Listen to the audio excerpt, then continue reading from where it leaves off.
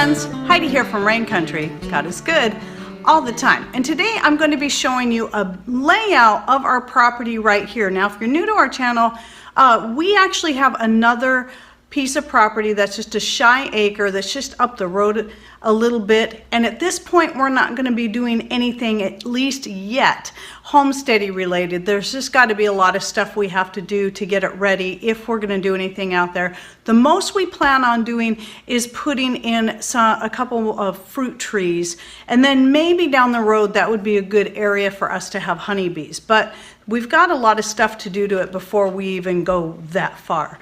So what I'm showing you today is just our little shy 1/3 acre piece of property in the middle of town in a neighborhood. So I just want to show you how I have it all laid out to make everything work with the chickens, the garden, and everything else that we have. So what I'm starting with right here is the backyard. And so this right here, our house is right here under this, would be under this piece of paper here. So this is the back side of the house. This is also the north side of our home. And so this line here represents our sliding glass door that goes out onto our deck.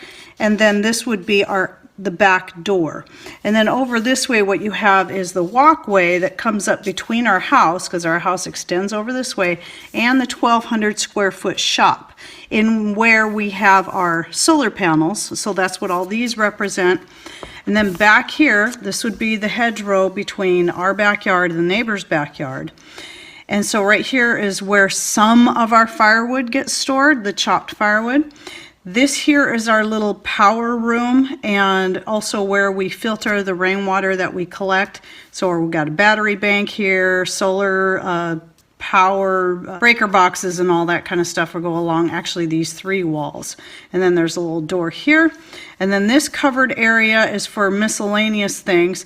Right here are the 2 tanks that we use to collect the rainwater. They're 2 55-gallon tanks, and we collect it off the shop roof right now, and we actually have over 2,000 gallons of water storage, but this is just the collection. So it goes first into this tank, and then that's the first flush, then into this tank, and then out of this tank is where I take the water and bring it in here to filter, and then it also overflow goes into our 2 1,100 gallon tanks that we have. And so this building right here is our greenhouse.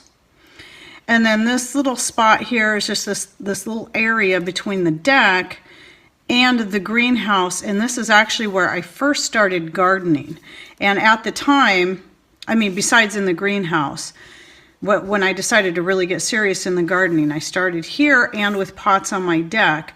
And then eventually we got rid of our above ground swimming pool and then put in a main garden bed here. Let's talk a little bit about the deck. The circles I have marked in blue represent my blueberry shrubs. So they've been growing for quite a few years in pots just right here on the deck. And then this would be our, our table and chairs, and this is the umbrella. Right here is our old wood stove sitting out on our deck. I decided I didn't want to get rid of it because it kind of made a nice looking piece to set out here. And then I keep pots on here for growing strawberries, pansies, or whatever. Right here is another pot that I use to grow, just another place that I can grow my green beans and then let them kind of climb along this way, along the gutter line of the shop roof. And then this greenery here, going all around the deck and then across over here to the greenhouse, represents our grapevines. So they just has you'll see this in some videos, so I'll put in some pictures here so you can see what what the deck looks like in the middle of summer with the grapes growing around and on the blueberries and whatnot. And then in a couple other pictures where you can see how this looks from out here. And then of course here is the steps going out. So obviously you're walking under the grapevines to go out into the yard in the main garden section here.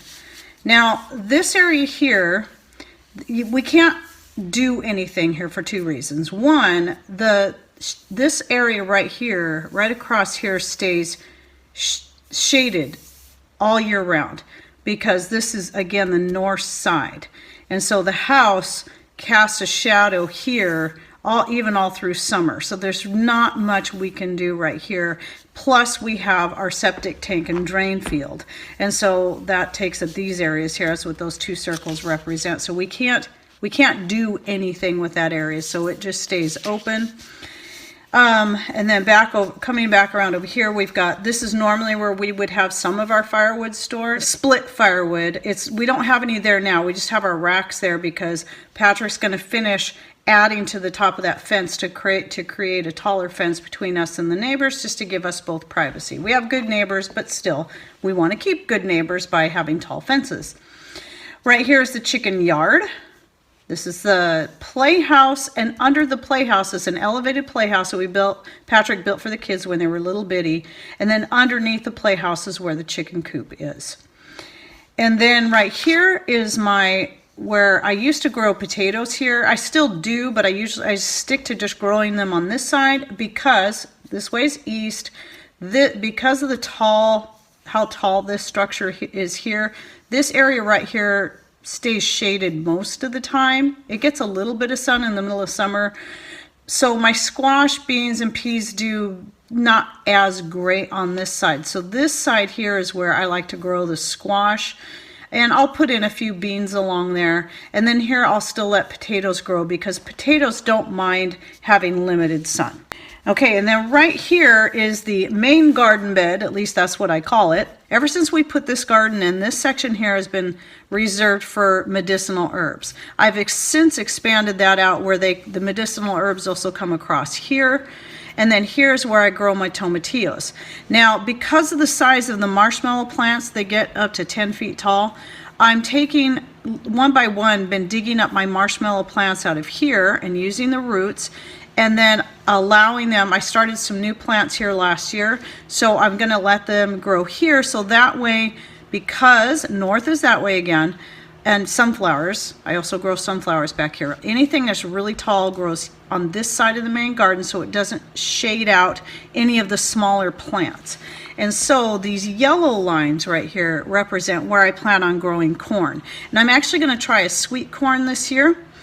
And anyway, normally I just grow it in this section right here. Even though this is a new one for us to try, I'm just going to go ahead and chance it and go ahead and fill up this whole area. So I'm not only doubling it by going this way, I'm also bringing it this way more, because normally it would just be right here. This area here, I might go ahead and put some more squash in, but also is going to be dedicated. I'm also expanding this into being even more of my medicinal herb area. I may throw in a couple other things there, but because a lot of my herbs now, a lot of them are pretty well established, like some of the echinacea and stuff, and it can get pretty tall. And so I don't do really well growing certain other plants here anymore because everything gets so shaded out between the green beans that grow along here and then the herbs. Yeah, and so I'm trying to stick with just mostly making this medicinal herbs, and plus it just makes it really pretty. So yeah, all along here is the main area I grow my beans, but I also plant beans wherever I can.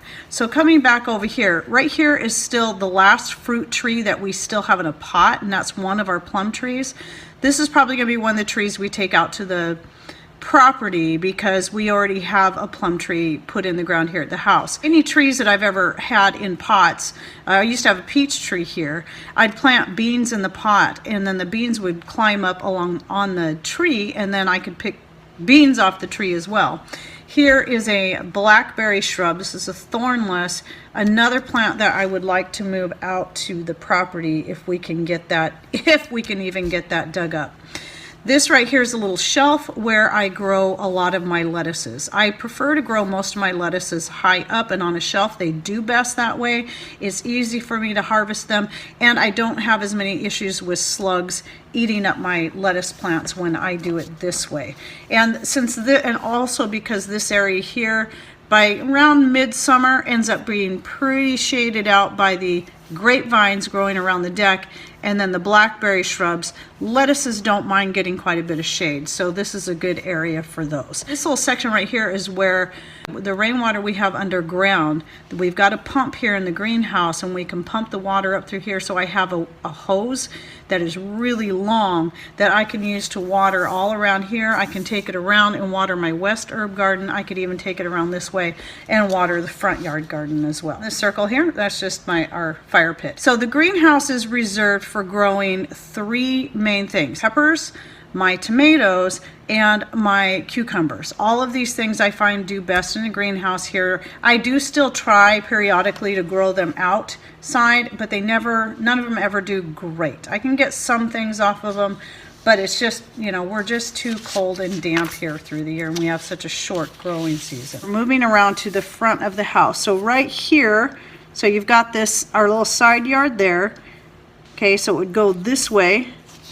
And you know, the firewood would be stored all along here. So here's the gate that goes into the front yard. And then of course, obviously this is our house. This room here is my dance room / martial arts studio. And it's the room I'm standing in right now at this counter. So that's me standing right there, just so you can get an idea what we're looking at. Over here, you'll sometimes see me do my craft time chats. This is where I'm sitting to do my craft time chats when I'm sewing. And I get to look, we have a sliding glass door here, and I get to look out over my garden while I'm sewing, which is just really cool. So let's talk about what we have here. So obviously front deck. Oh, and let me say this before I forget, none of this stuff is perfectly to scale. This is just a sketch that I did the best I could. Some things I know the scale size is not going to be quite right, but again, I'm just trying to give you an idea what we have going on here. And so then right here, the red represents where I've got strawberries in pots. Finding they seem to really like it right there. This is one of my fig plants, and I knew I was going to forget something. So going back to up here, right at the corner of the garden here, I have a few different pots, and one of the pots has a fig in it, and the 2 red ones are currants. And so those are growing in pots right at the corner of the garden, which, by the way, I also will plant beans here and here. We actually have beams that come all the way around the garden that different things can climb and grow on and add support to. And my clothesline is also here, one of my clotheslines, but I use some of these things here to also hang my clothes in the summer to dry. We first started doing all this, and we had the garden, all that was here were these perennials that are not fruit bearing. So a Japanese maple, an azalea, a rhododendron, and a juniper. And then we had another rhododendron here that we took out. And then a couple other, this is a Camellia japonica, and I don't know what the name of the shrub is that's here. And so this little garden, quote unquote, area used to be only this big, and pretty much just around there, that's it. There was a little across here, and then so what I did was I started by expanding this section out to here, and kind of made almost a line that came across and brought this out just a little bit. Started my stinging nettle in here, and in here I moved some oregano and sage and some catnip. Since then I've added more herbs in here. I have echinacea and various other things. I'm not going to talk about all that right now because you'll be able to see that in my videos throughout the summer, so be watching for all these videos. But little by little I expanded this out more and more over the years, so now we're out to here. I may or may not expand this more. It just depends. I haven't decided yet. Out here, 6 things are all trees. This is a little dwarf peach tree we used to keep in the greenhouse, and I decided it has to come out. I needed more space in the greenhouse. I planted it there initially because it came up from California, and I didn't think it would do good out here. But we decided last year to take a chance, moved it out here. It did okay. It didn't get any peaches. But maybe this year it will get peaches. It's never had really good tasting peaches. So if those peaches come in again and they're still not any good, then this tree is going to go away. And in that case, probably won't be till next year. I will likely expand this south facing front section out to here because things like my zucchini, my rhubarb, my potatoes, and various other things love this section right here. We just pile a lot of horse manure on here and then put this stuff in. Of course, the rhubarb, that's a perennial, so I don't have to, you know, plant it every year, but this is where I'll grow my zucchini, and it loves it here. I grow most of my potatoes, the bulk of them will grow right in this area here. The thing I like about that is that once the potatoes are done, by the time the potatoes are done and I'm digging them up, the zucchini has kind of filled this in and made it look really nice.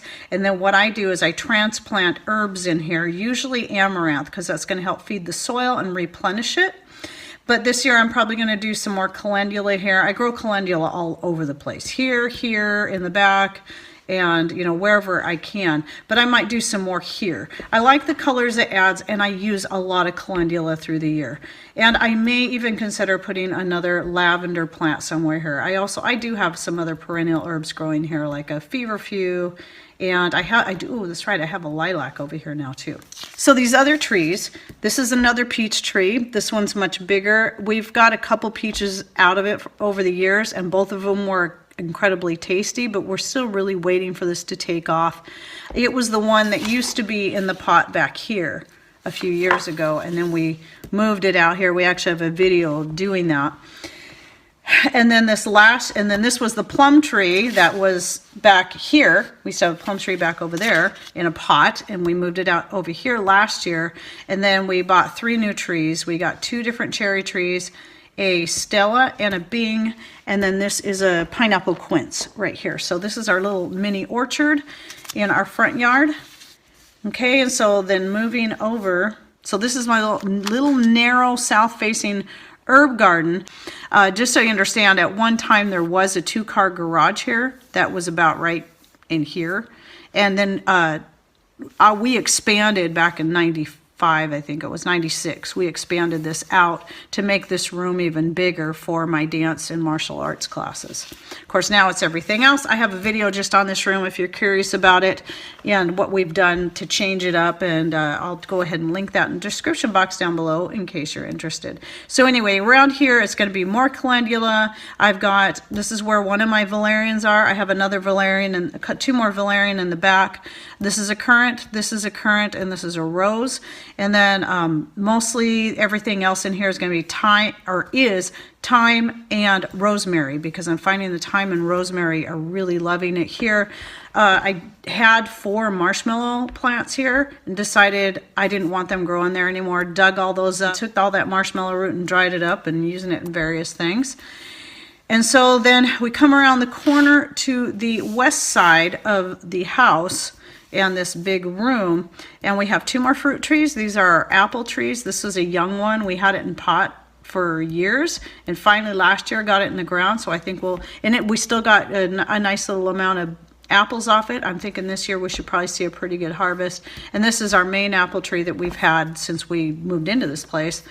And then right here, right now, is a whole bunch of logs that Patrick got a good deal on to cut up for firewood, so he's been cutting that up a little bit at a time. Okay, then right here is just mostly herb bed, but I do have some fruits. Like I said, I have the currant, and then I have 3 elderberry plants right there, and then everything else is medicinal herbs. Oh, I do have a huckleberry that I planted. I'm thinking I had it back in the backyard in the shady area because it doesn't like a lot of sun, and this area kind of gets maybe half and half.